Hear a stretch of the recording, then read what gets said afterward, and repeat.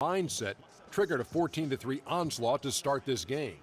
They came on extremely strong as the quarter was winding down, nailing all 6 of their last field goal attempts to close out the first. Then in quarter number 2, it was all hands on deck, and what a show it was. Quality execution, good efficiency, some tremendous defensive play helped them take a decisive advantage, and they're running away with this one.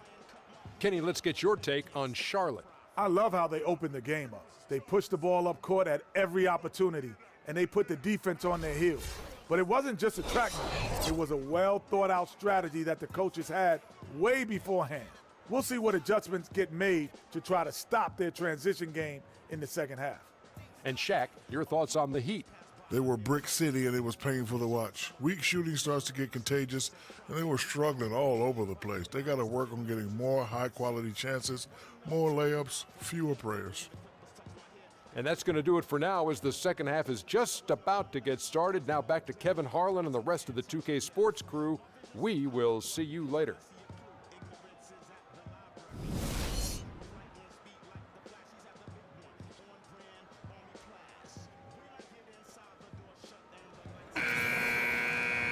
And as we welcome you back, we begin our second half. So far, not a tightly contested game, guys, but, you know, anything can happen. It's been a great game for Walker tonight. 9 points and the 2 nice steals as well. And, guys, really impossible to say where he's been better, offensively or defensively. I agree with you, Greg. I mean, he's not missed a beat at either end. That's obvious.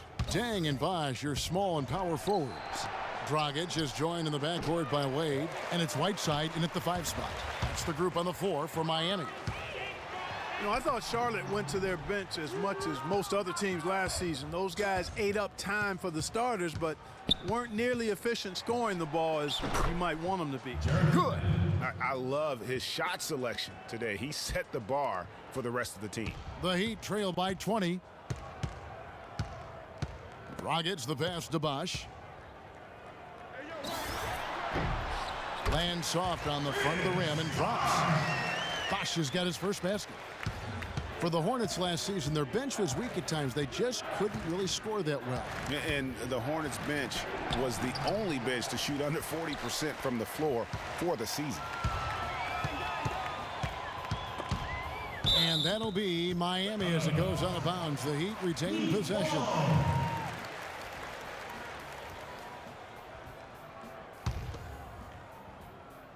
Second half of basketball, just over a minute played so far. Wade cannot hit. And the Hornets now going the other way. And the foul on Dwayne Wade. That'll be his second foul of the game. Dragic against Walker.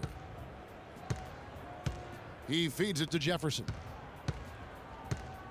Puts up the baby hook. He clangs that one off the back iron, and down it falls. Jefferson's got 6 points. And when you think of Kidd-Gilchrist, one thing that comes to mind is intangibles. He has a desire and intensity and a will to win that elevates him to elite status. Yeah, you know, he never will be a great shooter, and he's still working on his jump shot. But the intangibles, you talked about it. You add heart and tenacity to that. Every team wants a guy like that. Timeout called, the Heat. And talking about Kidd-Gilchrist, yes, he's worked to fix his shooting form last season, but the real improvement was made on the boards. He averaged 7.5 rebounds a game in only 29 minutes of play. That is outstanding. And the Heat making a change here. Chalmers has checked in. Jeremy Lin, he's checked in for the Hornets.